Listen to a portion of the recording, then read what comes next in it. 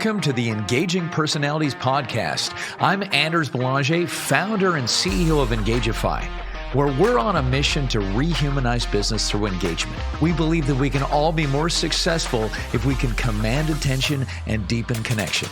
So stick around to the end of the show and we'll reveal how you can be our next guest on a future episode. So let's get ready to engage. Our guest on the show this week is a true man of the world. His work has taken him all over the globe with 15 years of experience in technology in North America, Europe, the Middle East, and Asia Pacific. He's been a media relations manager for a publication in Shanghai, was the director of admissions of a private school in Chicago, and was a sales manager for Google in the Asia Pacific region. He's now the founder and CEO of Konsyg, which is a B2B sales as a service company. Welcome to the podcast, William Gilchrist. William, welcome to the show. Thanks so much for having me. Thanks so much for having me. It's exciting.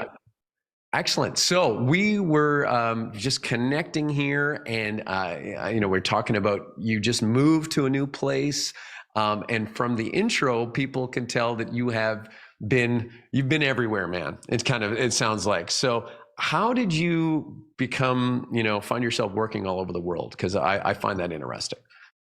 Wow. It kind of starts when I was really young. I was a student ambassador as a kid.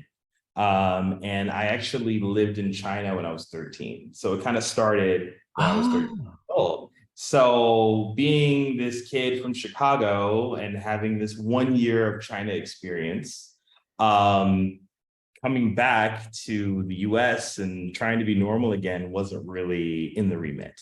Right. So from there, I went to Bowdoin College, which is a small liberal arts college in Maine, and majored in international relations, minored in Chinese politics. And right after that, I graduated and I packed my bags and I headed right over to China. And that's kind of how the international kind of vibe started, actually. So you must not have been able to speak, like you didn't learn Mandarin when you were 13 in that year, or did you? No. In fact, didn't know the language at all. Very proudly did very poorly in Chinese at Bowdoin. Had a professor that told me I would never learn Chinese. And then when I graduated from Beijing University, I wrote him an email in Chinese, a full letter. But oh yeah, it happened actually a few years later. So yeah, nice. It's that one of those kind of like, I'll prove you wrong kind of moments, right? It actually didn't come to mind until my diploma came. And then I was like, hey, didn't that guy say that? So yeah. Okay. So you had a taste of the world kind of early, and that kind of gave you the travel bug and enabled you to branch out. I know Mandarin. I have one of my best friends. He's Canadian, and then he moved to Beijing, and he taught English for a number of years. Learned Mandarin, became a TV celebrity over there, and so he really had to work on it. But I know it's a difficult language, so much respect to you for pulling that off. You have to want it. Definitely. There's some times where you're up at night studying, you're saying, why on earth am I doing this again? So we've had many nights like that. So yeah. So now let's talk about your company, Konsyg. You're the CEO and founder, and from my understanding, you enable companies, enterprises to be able to outsource their sales. Is that, do I have that right? And can you just kind of walk us through how this came about, how you founded this company? Absolutely. So, I like to call it a sales mercenary group, right? And effectively, it's a combination of all the things that I would have wanted as a sales rep for being a director of admissions of a school. That's a sales role. Being a sales rep for TSL marketing, being a sales rep for Google, being a sales rep for a company like TradeGecko, being a sales rep for MyDoc. So literally every stage on my LinkedIn or in my resume, there were moments where I said, oh my God, like I wish I had this, or I wish I had that. And Konsyg effectively takes all of the burdens of sales, right? So for our clients, the reason why it's appealing is that we turn around and say, we're going to expand you globally. we're going to generate revenue for you, right? How much that is, it depends on a lot of other factors, right? The market, people's response rates, and things like that. But internally, it's a very fulfilling environment because the way we're structured, we allow the salespeople to focus on sales. They don't need to focus too much on data gathering, list building, scrubbing, and follow. We're kind of like one full army that takes on these tasks. But the clients just see one thing happening, which is like a floating sales department.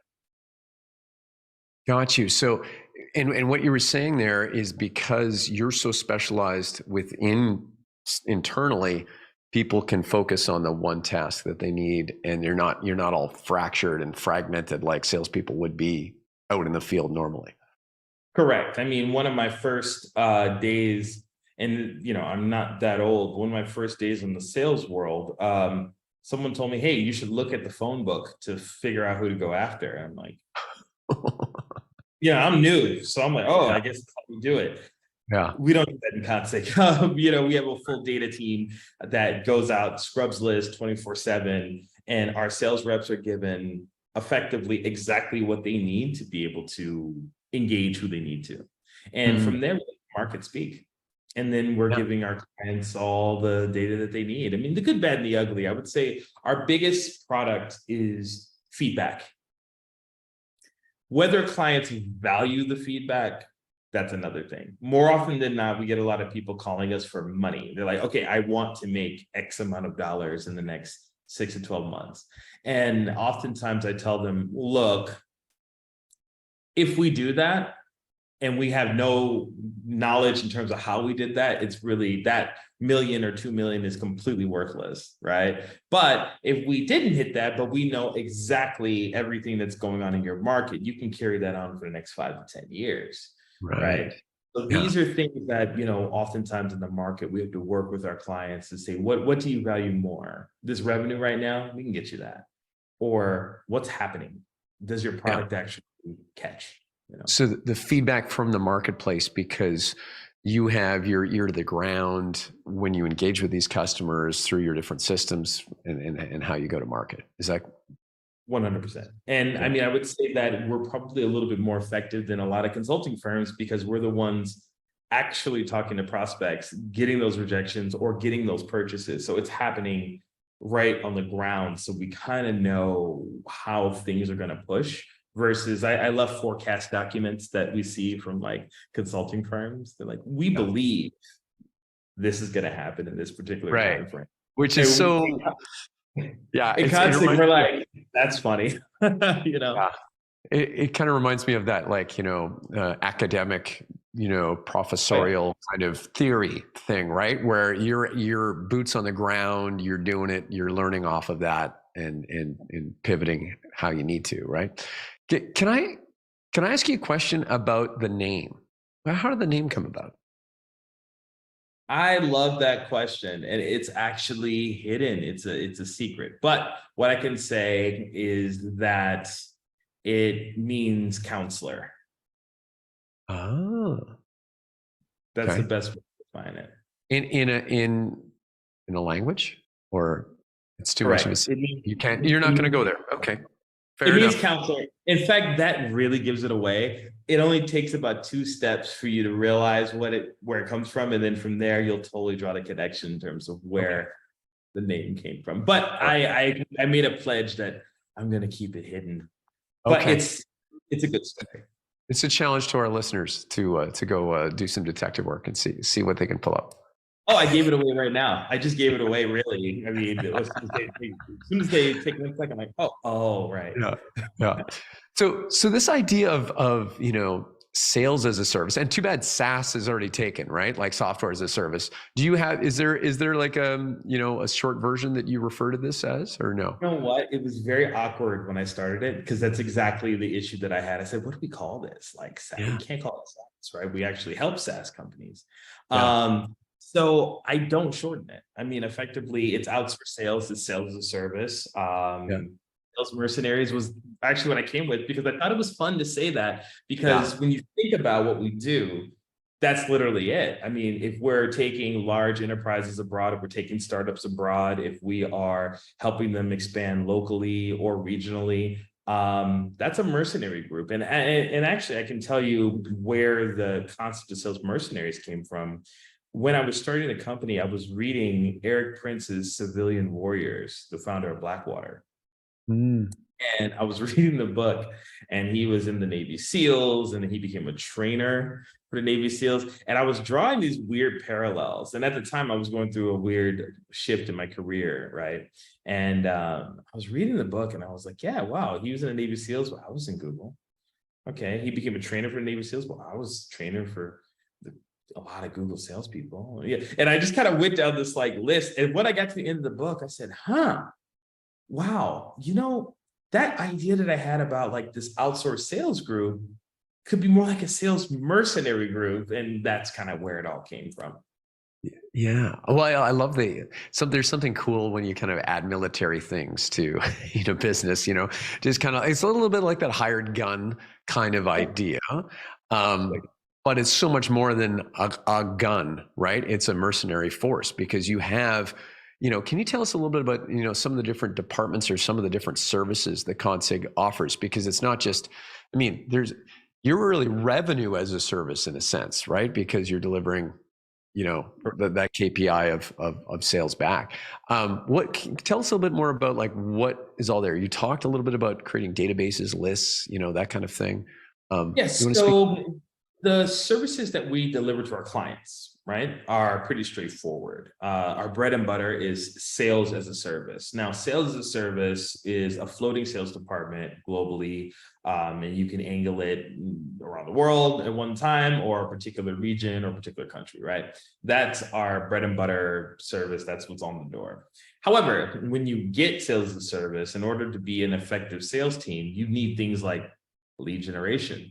And if we happen to be a sales mercenary group that's effective in doing sales as a service, we would also need to have a world-class lead generation team in order to do that for our team. So we have a lead generation department. We didn't offer that service of lead generation for companies because it was a big no-no word, right, in the beginning. But the demand was so high that in late 2018, we actually ended up saying, okay, fine, we're going to do lead generation on an ad hoc basis for certain companies. But the reason why it's a no-no word is because you probably get 1 million emails every day of companies offering lead generation services. And they're probably great firms, but they're not doing what we're trying to do, which is the actual revenue as a service, that actual customized approach in attacking markets. So that lead generation piece became an offering. So the primary things that we offer our clients is sales and service, lead generation, and then we also, during COVID, added in account-based marketing, and that's kind of the database piece. But we don't give large data. What we do is we research companies. We find out who the procurement process, the buying processes, and who's in these particular departments, and we give that to our clients so they can be more effective in their sales. Nice. Now, we when we're talking about all these companies using you as these sales mercenaries, automatically something in my mind goes like, how is it possible that you can do this for all these different companies? Because, and I know this is probably an objection you get from companies like, well, our company's different. Like how are you going to do that for us? Because, so I know you're going to FAQ doc, that's the first thing on our FAQ doc. You go to our website, on our FAQ doc, the first thing we have is, I bet you think that you're special and your product is impossible for anybody like we know, right? Yeah. I mean, it's the most, if I had $1, I wouldn't be doing this business. If I had $1 for every time someone said that, we would be. I bet.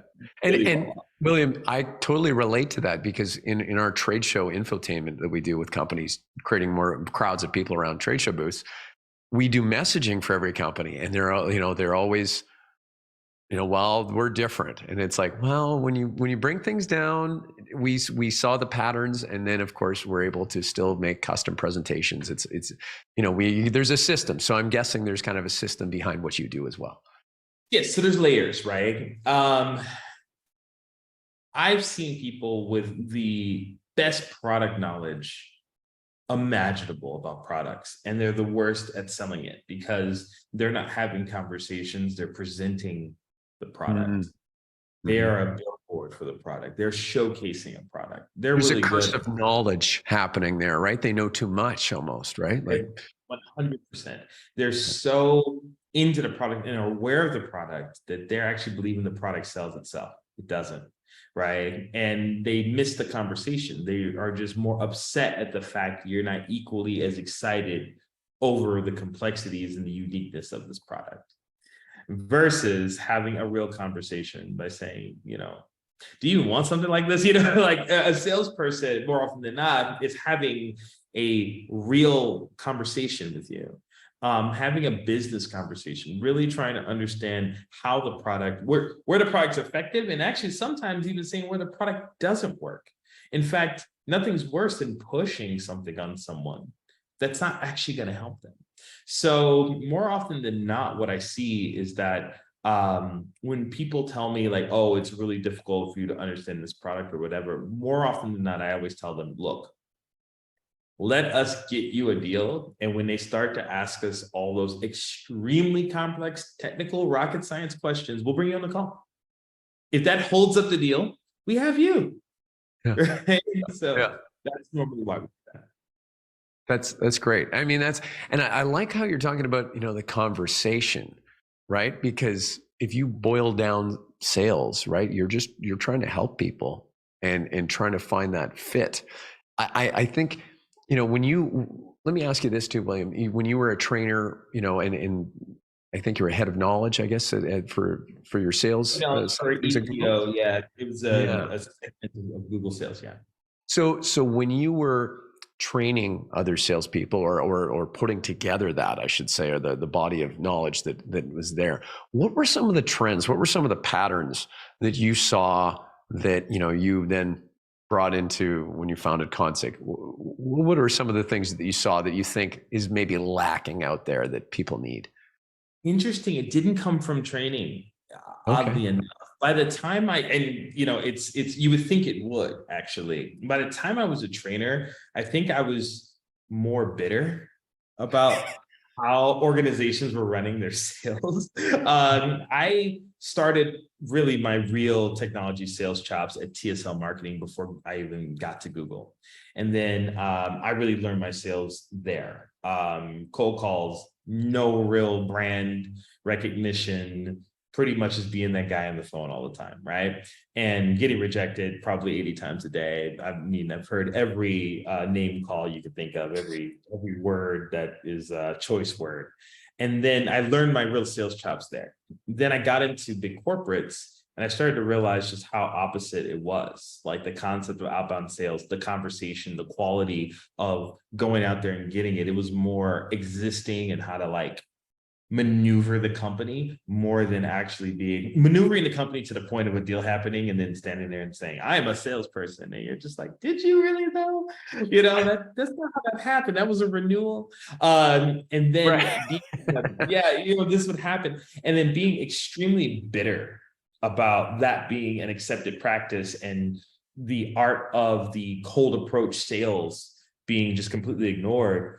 By the time I became a trainer, I think I was more calling that stuff out and really kind of putting together all those previous years of experience, being a sales rep at Google, being a sales rep at TSL, and really just kind of putting together my trainings to say, do you actually know what you're presenting? Do you actually know the things that you're saying? Do you actually think that anyone cares about your product? I don't know a single person that ever cared really about what Google was selling. They wanted the t-shirt or they wanted the lunch, but to give me $1 million, well, for some weird reason, they didn't do that every day.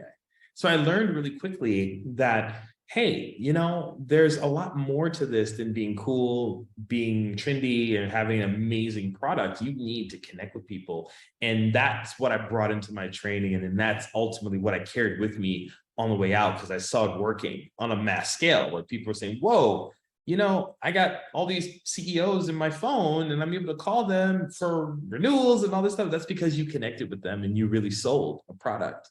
You didn't think the product was just going to carry you through your quarter, So when you talk about connecting with people, And from that experience and with the people that you train, do you have any tips on creating connection with the people that you're trying to sell to with your prospects?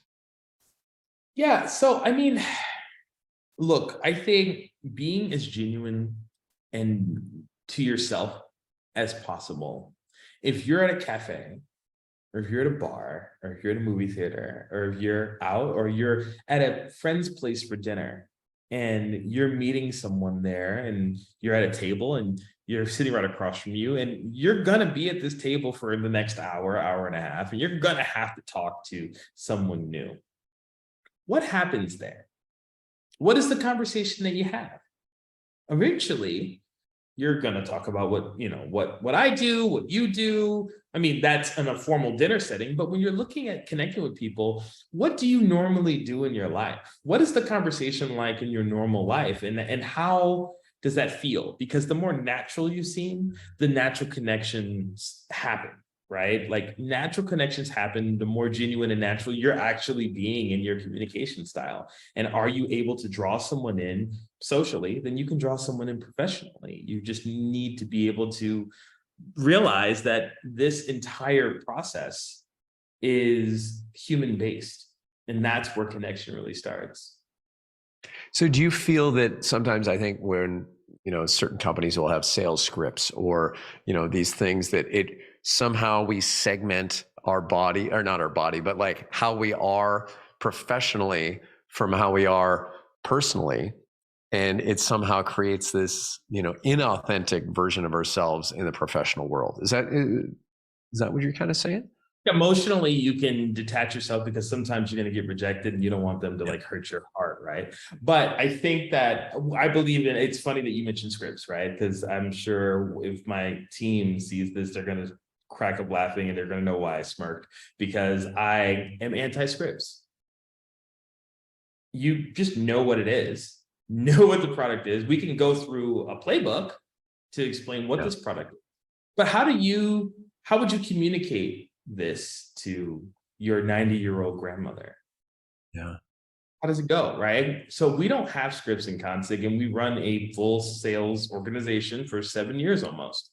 And I do not believe in scripts. And I think that if you need a script, you don't really know what you're saying.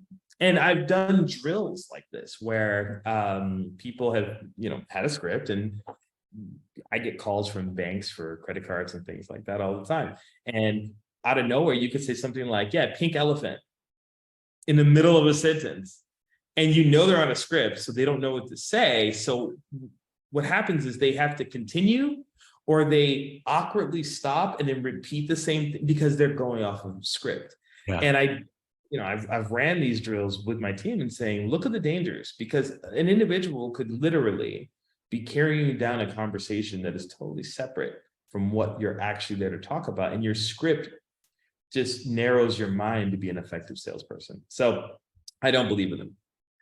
And I agree with you, William, in the sense that you need to be in the moment and be listening to them and responding to them in the way that needs to be done, as opposed to this predefined kind of thing. Now, I come from the world of presentations, so it's, we do want to script and be. I always say that if you're going to shoot from the hip, at least have a target. Like, this is where you start, but of course that is your guide, and then you'd be able to communicate it. But I feel the same way. Like, I start with scripts, and then whether I hit them or not, it doesn't matter, because I just know it by the time I need to communicate it. But I think you're right, that authenticity is so lacking that, when people, and again, you hear it right away on the phone, when this is you're like, oh boy. But the people who are personable, the people who you can hear it in the tone of their voice, all of a sudden, those are the people that you want to talk with more and engage with. So, yeah. So you're throwing out the scripts. All right. I like it. Very cool. So, is this trend, like, I think I've seen this coming along a little bit, companies outsourcing, their sales departments. Is there, a lot of resistance to people relinquishing, what's going to drive business for them? Like, that must be scary, because, like, do they, does it feel, Are clients apprehensive at all, or if you deliver results, they're thrilled? So there's just kind of got to try it before you judge it. All the time they're reluctant, right? If we perform, they're surprised, and then they don't trust us to be able to perform again. If we don't, we knew that. We knew it wasn't going to work. And it doesn't take much time, Yeah. right? This is the only trade where you're not really given a ramp up or a buffer. And it's the only trade where sometimes it really 100% has nothing to do with you. Let's say you can call 4,000 people, and those 4,000 people literally didn't pick up the phone. Like no one was there, right? Well, I can't magically create a deal out of that. So when those things happen, that narrative doesn't quite go back in a way that you would think, right? Because we can talk about this now and it makes sense. But when you bring it back to a client who's outsourcing their sales and they have that concern about the fact that they're outsourcing their sales, some of that information tends to trigger, right? To where they're really quick to react, or they're particularly nervous because they've entrusted you with like their revenue for the year. So yeah, it's a really interesting business where a lot of times the internal piece has its pros and cons. Outsourcing has its pros and cons. This is a louder pro and con when you outsource, and that usually makes people a little bit resistant to relinquishing that control. Mm-hmm. Well, it's a leap of faith, right? And so you need to make sure there's a fit. And speaking of that, can you tell us a little bit about what is the types of companies that you work with that would be a good fit in case someone's listening to this and going, oh, this is kind of interesting. Maybe I should take a closer look. Yeah, no, absolutely. I mean, we deal in the cybersecurity space primarily. A lot of our clients are cybersecurity. We dealt in space tech, actually. I'll just leave it there. Yeah, literally space tech, which was really fascinating. Dealt with import-export companies. We've dealt in med tech, mark tech, edutech. I mean, any kind of SaaS Anything platform. tech. Anything tech, but we also moved into interesting pieces as well, where we have a subsidiary called SportsBridge, right? And that's a joint venture with Asia Wealth. And if you follow football, the Binance being on the front of Lazio, well, we did that deal, that jersey deal. So we can go from tech to space to sports to firms to services. So we're kind of a multi-use adapter. It just really depends on the project and whether or not we take it on. Yeah. Well, and that's the beautiful thing about sales, right? Like if you're a good salesperson, you'll never really be unemployed, right? You always find someone to, and the principles transfer for the most part, right? So as far as industry agnostic, completely. Yeah. So if people wanted to get in touch with you, what would be the best way for them to reach out, William? Absolutely. Well, konsyg.com, KONSYG.com. As soon as you go to the website, booking me is pretty much right there, and booking the team. So if you want to talk to me, you just have to say you want to talk to me. But more often than not, most of our team are on the ready. We're 24 hours a day, 7 days a week. We operate in 14 different countries across every continent. We're only not effective. I'll just give all the sales kind of clearing out. We're not effective in Germany. We're not effective in Japan. And obviously we don't do North Korea or Russia at the moment. So other than that, the world is pretty much open, and we have multiple languages, and we exist. That is amazing. So it's interesting because we started the podcast talking about you going all over the world, working all over the world, and your company works all over the world. It's kind of very much of you and from you in that sense, in that international flavor. So William, thank you so much for coming on the show and sharing with us all about you and your company. I think it's fascinating. I think it's probably the wave of the future, I imagine. Thank you very much for having me. This is a lot of fun. I love doing these. So Love it. Awesome. Well, thank you so much. And thank you to our listeners for joining us on another podcast. And until next time, stay engaged. Thank you so much for listening to Engaging Personalities. If you believe this world needs more engagement and you're an industry leader or you have an interesting take on rehumanizing business, go to go.engagify.ai/podcast-guest to apply and come on the show. If you got something out of this interview, do you mind sharing it on your social media? Just grab a quick screenshot with your phone and text it to a friend or post it on the socials. If you know someone that would be a great guest, tag them on social media to let them know about the show. Include the hashtag Engaging Personalities. I love seeing your posts and guest suggestions. We are regularly putting out new episodes and content. To make sure you don't miss any episode, go ahead and subscribe. Your thumbs up, ratings, and reviews go a long way to help promote the show and mean a lot to me and my team. Want to know more? Go to our website, engagify.ai, or follow me on LinkedIn. Thanks for listening and stay engaged.